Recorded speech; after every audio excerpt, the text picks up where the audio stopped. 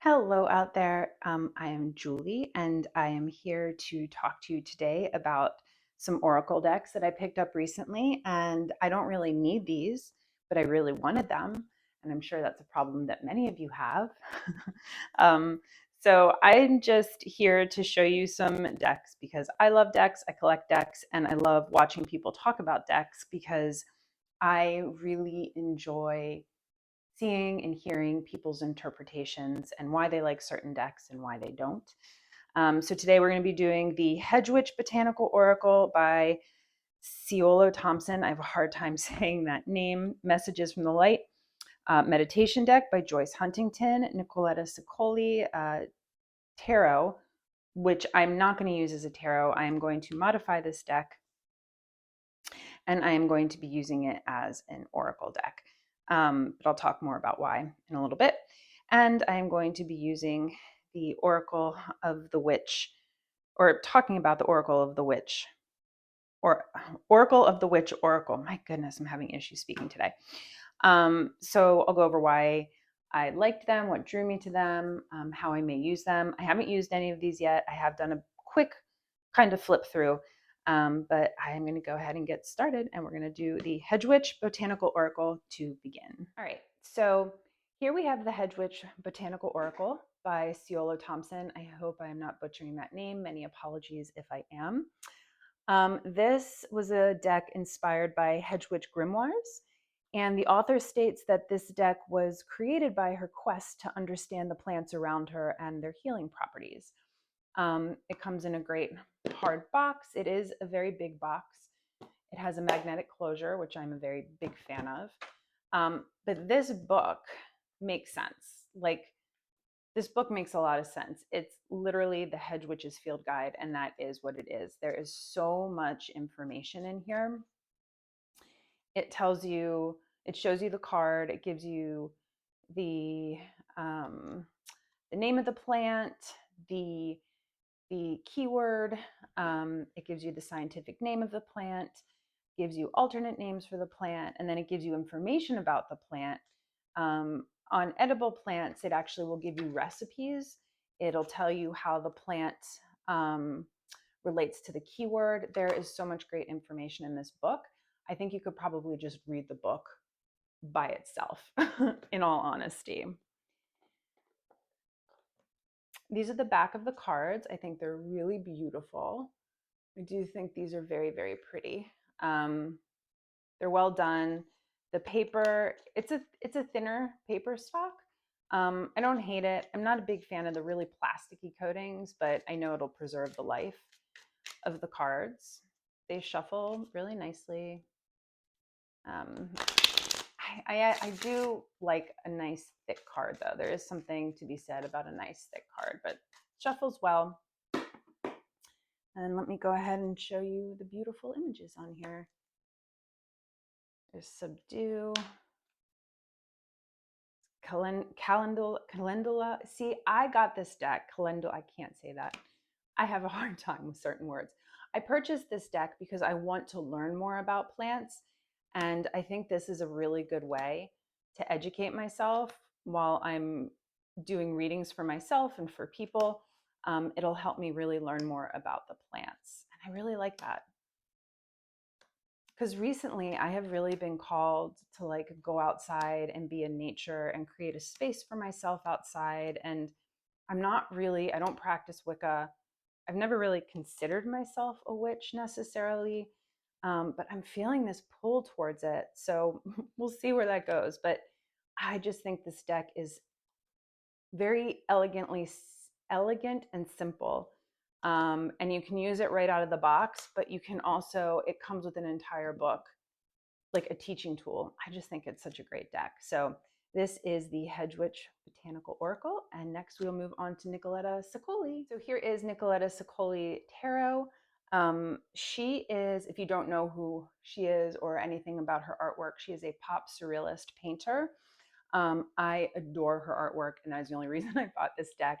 I stayed away from it for a long time because I had seen the images online and they don't really flow with the Rider-Waite Smith.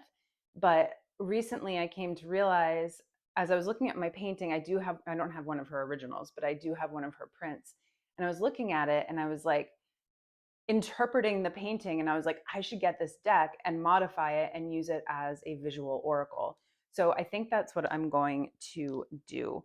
It's a very simple paper box, and it comes with,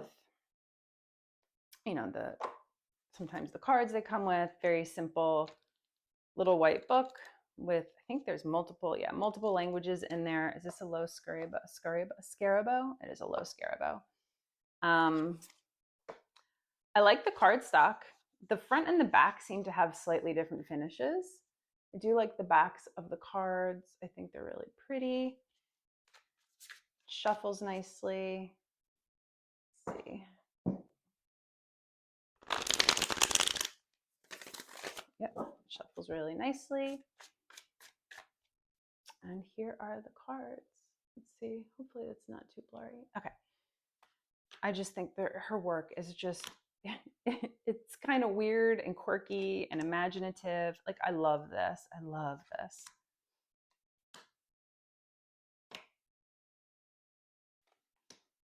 And if you wanted one of her prints, you can go to her website, and they're relatively inexpensive. I mean, they're probably the price of like 4 to 5 independent tarot decks. That's how I price things these days. How much would this cost in regards to a tarot deck? Look at that moon. That is a beautiful picture. Painting. These are just so beautiful. So you can see they don't really necessarily go along with the Rider-Waite-Smith. I mean, you could make it work for sure. I mean, there's methods and reasons why they picked the ones they did. Now for the lovers card is the print that I have at my house. I love this card. I love this card so much. Let me see if I can find the lovers. And this is the lovers. This is the one that I have, and it's called Eve. So I understand why they made this the lovers. But her work is just so beautiful, and there's an ethereal quality to it, but there's still some slightly dark undertones, which I appreciate. And I think if I were to modify this, get rid of all the borders and just keep the picture, I could easily use this as a visual oracle. And I've never really used a fully visual oracle before, but I think that there's something to be said about it.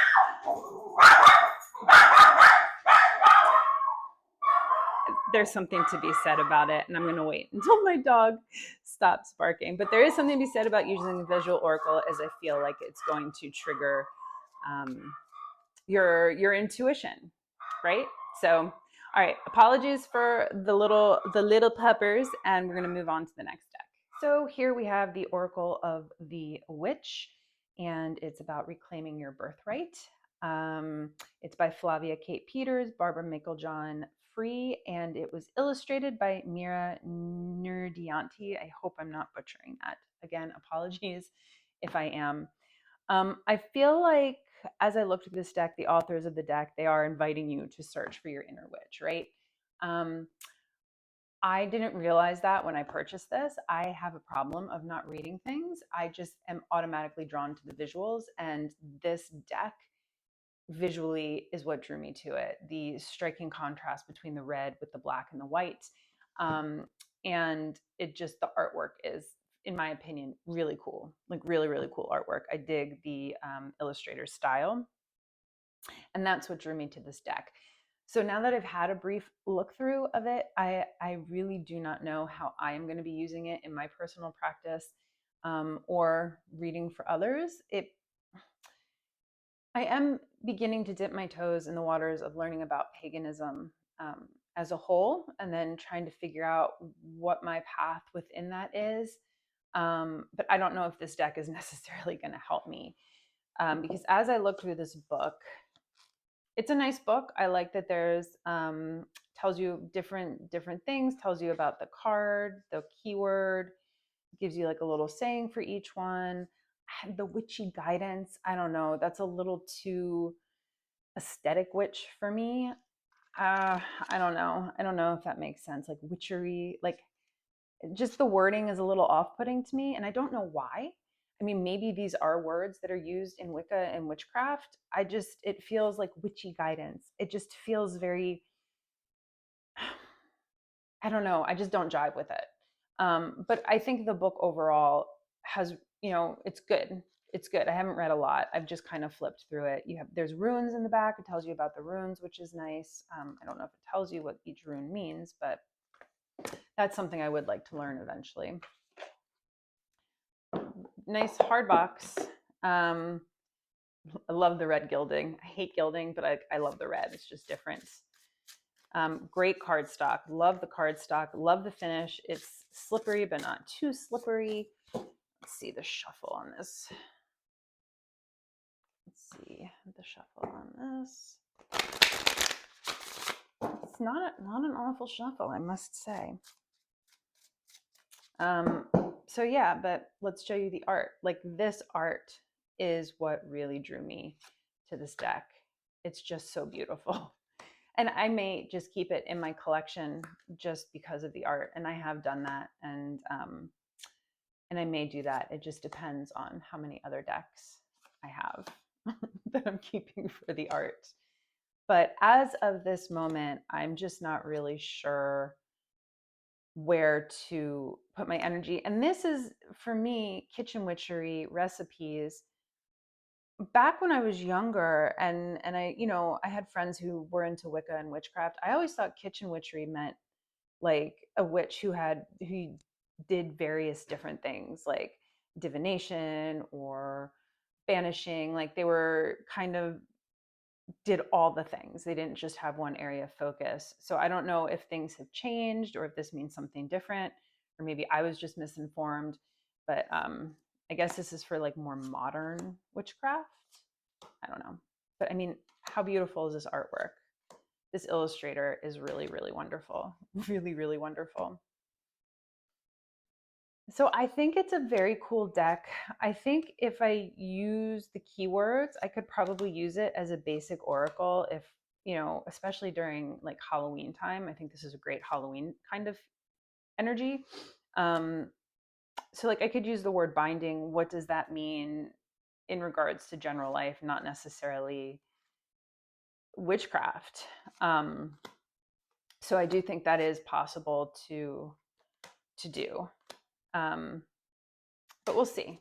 We'll see. I'm not quite sure if this is going to have a place like at my desk on a regular basis, or if this is something that I'm going to be called to it eventually, or if it's something that I'm going to rehome. But we will see.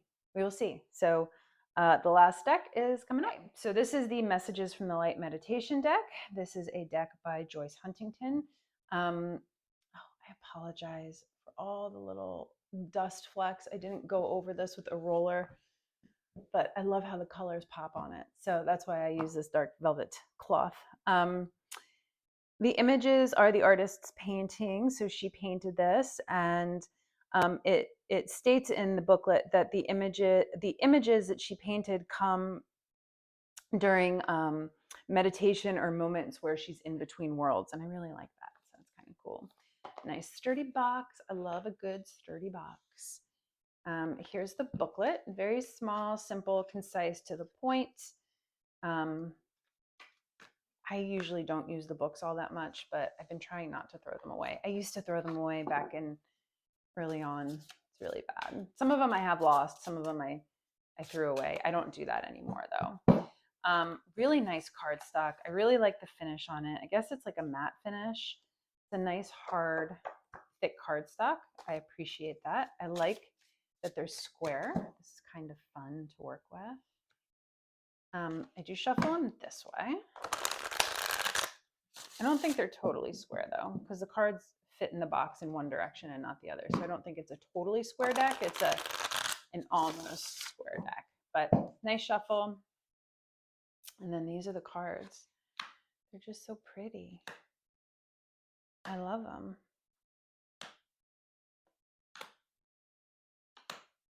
I have not worked with this yet, but I am super excited to work with this. And usually, like, I would love to work with this for myself personally, but I have 2 other decks that I'm working with for my own personal work right now. So I can't use this one quite yet. So the next reading I do for somebody, I think this is going to be a deck that I'm going to include in their reading, which will be exciting. Really exciting. Because sometimes, I don't know, for me, it's not just about the deck itself. It's like the artwork has to flow with the deck. I don't know. So I think this one is sort of, it could work with a lot of my decks, and I can't wait to use it. So I highly recommend this one, even though I haven't used it yet. It's just the imagery really invites you in to explore it and what it means. And even though the keyword is stillness, there's so much more going on with it. I don't know. These are really great cards. So that is it for today. My next video, I will be going over all of the tarot decks I just got in that I don't need, but I wanted. And at some point, I am going to be going through my decks and culling them and rehoming them. But anyway, I hope you liked it. If you like it, go ahead and give me a thumbs up, and I'll see you next time. Cheers.